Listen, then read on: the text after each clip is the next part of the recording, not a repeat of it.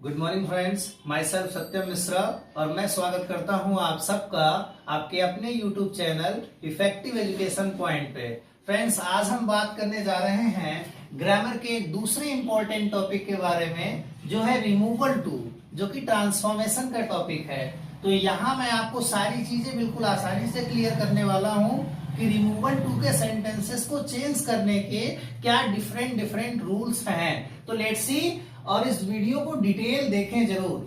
Few important rules है, जिसमें सबसे पहले आपका सब्जेक्ट और प्लस वर्ब के फॉर्म में सेंटेंस एक फॉर्म से दूसरे फॉर्म में बदला जाता है। ट्रांसफॉर्मेशन में मैंने यही बताया था कि while you are going to convert the form of a sentence from one form to another, there should be no change in the sense and the meaning of the sentence. Means वाक्य के अर्थ में परिवर्तन किए बिना वाक्य को एक रूप से दूसरे रूप में चेंज कर देना ही ट्रांसफॉर्मेशन कहलाता है। तो यही हम यहाँ भी फॉलो करेंगे। सेंटेंस का फॉर्म बदलेगा मगर उसके सेंस में कोई डिफरेंस नहीं होना चाहिए। तो जैसे यहाँ लिखा हुआ है, जब कोई सेंटेंस आए इस पैटर्न पे, सपोज कि he is too weak to walk, ये सेंटेंस दिया हुआ है और यहाँ इस एडवर्ब, इसको जब हम टू को रिमूव करेंगे तो यहाँ इस टू के स्थान पर सो का प्रयोग किया जाता है। टू को हटाकर सो का प्रयोग किया जाता है।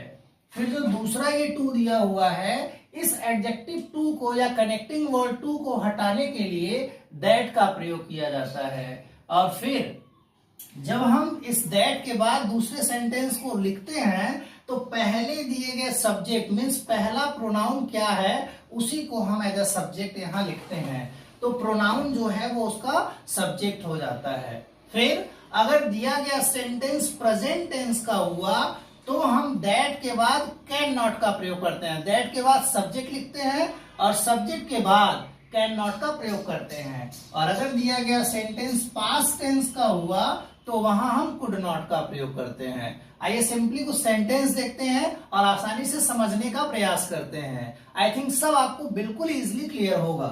जैसे लिखा है he is too weak to walk, और दूसरा सेंटेंस है he is too old to run. तो सबसे पहले ये जो सब्जेक्ट दिया हुआ है वो उसी पैटर्न पर आ जाएगा ही, और ये इज जो दिया हुआ है वो उसी तरह हो जाएगा। और इस टू को हम कर देंगे ही इज सो, और फिर वीक का आपका सेम होगा, ही इज सो वीक। फिर इस टू को रिमूव करने के लिए हम दैट का प्रयोग करेंगे तो हो जाएगा he is so weak that. फिर मैंने यहाँ लिखा हुआ है कि सब्जेक्ट वही होगा जो यहाँ का प्रोनाउन होगा, तो यहाँ क्या है, ही है, तो यहाँ क्या हो जाएगा, ही। फिर यहाँ लिखा हुआ है सेंटेंस के प्रेजेंट टेंस का होने पर कैन नॉट का प्रयोग करते हैं। तो इज लगा हुआ है तो ये प्रेजेंट है, तो यहाँ हो जाएगा can not, he can not. और फिर आपका ये वैसे ही लिखा जाएगा ही कैन नॉट वॉक। तो सिंपली हो गया कि he is so weak that he can not walk. अब दोनों ही सेंटेंस के मीनिंग को समझ लेते हैं। ही इज टू वीक का मतलब ये इतना कमजोर है टू वॉक कि वो चल नहीं सकता, और बनाने पर इसको चेंज किया तो क्या हो गया, ही इज सो वीक, वो उतना कमजोर है कि वो चल नहीं सकता। तो यहाँ दोनों ही सेंटेंस के मीनिंग में कोई चेंज नहीं हुआ है। और इसी तरह का नेक्स्ट सेंटेंस है he is too old to run. Simply change हो जाएगा। सबसे पहले आपका सब्जेक्ट जैसे दिया है वैसे ही कर लेंगे, तो ही की जगह ही हो जाएगा। इज दिया हुआ है तो इज हो जाएगा। इस टू की जगह हम सो लिखेंगे, ही इज सो हो जाएगा। इस ओल्ड की जगह आपका ओल्ड ही होगा, ही इज सो ओल्ड। और इस टू की जगह आपका दैट प्रयोग किया जाएगा, तो दैट हो गया। फिर आपका जो प्रोनाउन है वो ही है तो ही हो जाएगा। और फिर ये प्रेजेंट टेंस में है तो कैन नॉट हो जाएगा, कैन नॉट। और रन दिया हुआ है तो रन हो जाएगा।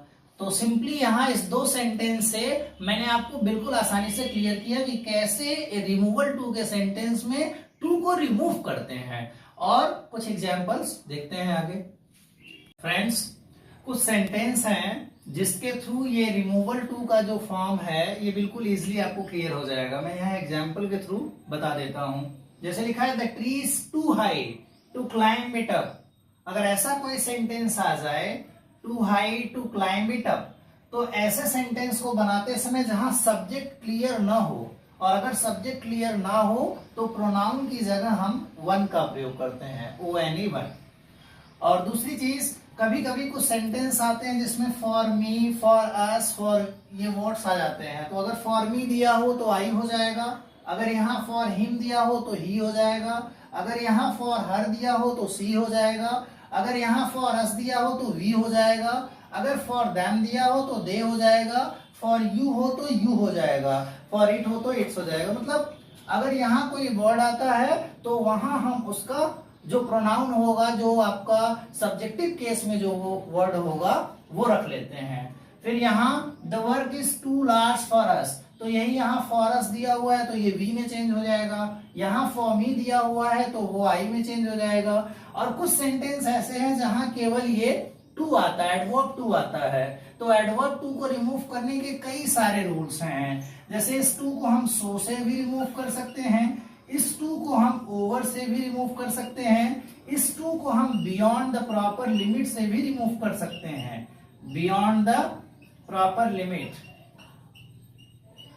और इस टू को हम सेंटेंस के प्रेजेंट टेंस होने पर शुड बी से भी रिमूव कर सकते हैं, और इसको हम एक्सट्रीमली से भी रिमूव कर सकते हैं। मतलब एक ही सेंटेंस के एडवर्ब टू को रिमूव करने के लिए कई सारे रूल हैं। उसमें आपका सो भी आता है, ओवर भी आता है, एक्सट्रीमली भी आता है, बियॉन्ड द प्रॉपर लिमिट भी आता है, और प्रेजेंट टेंस होने पर शुड भी आता है, जिसके साथ देन का प्रयोग करते हैं।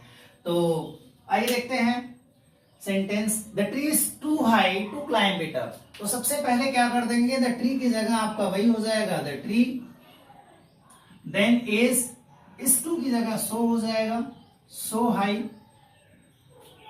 The tree is so high, और इस टू की जगह दैट हो जाएगा, दैट। देन मैंने कहा कि अगर आपका सब्जेक्ट क्लियर ना हो तो उसकी जगह वन का प्रयोग करते हैं, तो क्या हो जाएगा वन, वन। और फिर आपका कैन नॉट हो जाएगा क्योंकि ये इस दिया हुआ है, तो one can not climb it, one can not climb it. Next, the tea is too hot for me. तो हम कर सकते हैं कि द टी इज, इस टू की जगह आप सो लिखेंगे, then hot, the tea is so hot, फिर आप दैट लिखेंगे, और इस फॉर मी को आई में चेंज कर देंगे, और ये सेंटेंस आपका प्रेजेंट टेंस का है तो कैन नॉट हो जाएगा, आई कैन नॉट। ठीक है, the tea is too hot for me, so the tea is so hot that I can not drink it, I can not take it. Next one, the work is too large for us. तो बनाएंगे तो क्या हो जाएगा, सबसे पहले आपका the work हो जाएगा, इसके बाद आपका इज हो जाएगा, इस टू की जगह सो हो जाएगा, और सो लार्ज। फिर इस फॉर अस को हम वी में चेंज कर लेंगे, बट उससे पहले हम दैट लिखेंगे, the work is so large that we, then can not handle it और do it, we can not handle it या do it. Next one, she is too lazy. तो जैसा मैंने बताया इसको आप सो से भी रिमूव कर सकते हैं, एक्सट्रीमली से भी, तो सी इज सो लेजी या she is extremely lazy, she is lazy beyond the proper limit, she is over lazy. अब यहां हो गया Ravi is too eager for his praise. तो इस टू को रिमूव करते समय हम ओवर लिख सकते हैं, तो क्या हो जाएगा, Ravi is over eager, Ravi is over eager, किस चीज के लिए, for his praise, for his praise, Ravi is over eager for his praise. एक और सेंटेंस आता है पैसिव का, जैसे कि the house is too costly to be purchased. तो अगर कोई सेंटेंस जो पैसिव वॉइस का आता है तो वो पैसिव में ही चेंज होता है। जैसे मैंने अभी बोला कि the house is too costly to be purchased, the house is too costly to be purchased. Change करेंगे तो हो जाएगा the house is so costly that it can not be purchased. तो फ्रेंड्स, यहां मैंने रिमूवल टू से related हर तरह के सेंटेंस को एग्जाम्पल के थ्रू एक्सप्लेन कर दिया है। आई थिंक आपको सारी चीजें इजिली क्लियर हो रही होंगी, और अगर आपको ये चीजें बिल्कुल आसानी से क्लियर हो रही हो तो प्लीज मेरे चैनल को लाइक सब्सक्राइब करें। Thank you very much.